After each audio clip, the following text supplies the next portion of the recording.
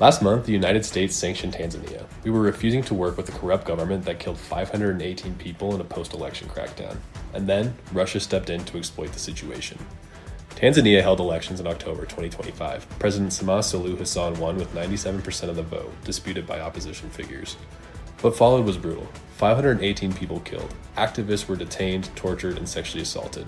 The US responded correctly by imposing sanctions. We weren't going to legitimize or invest in an abusive regime. But Russia had a different plan. Last week, President Hassan completed a state visit to Russia, the first Tanzanian president to go there since 1969.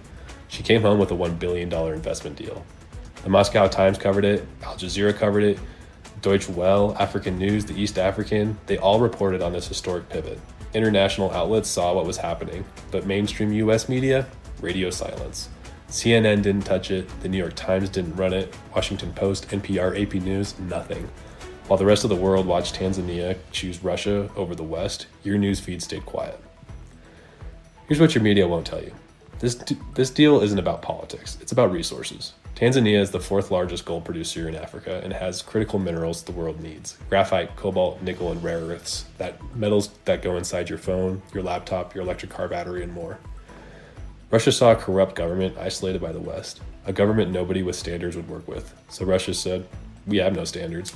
We'll invest $1 billion in exchange for mining access. No lectures about human rights, no conditions, just a transactional relationship with an abusive regime. Now, Russia gains access to critical minerals and the Tanzanian government gets to entrench its power. The real story your media is ignoring. This is how authoritarian powers are gaining influence globally.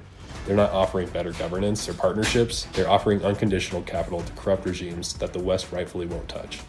While democracies refuse to legitimize abusive governments, authoritarian powers are securing control of the resources the world depends on. International outlets are covering this geopolitical shift. US media is pretending it didn't happen. It's not a fair competition, it's predatory, and it's happening across Africa and the global South.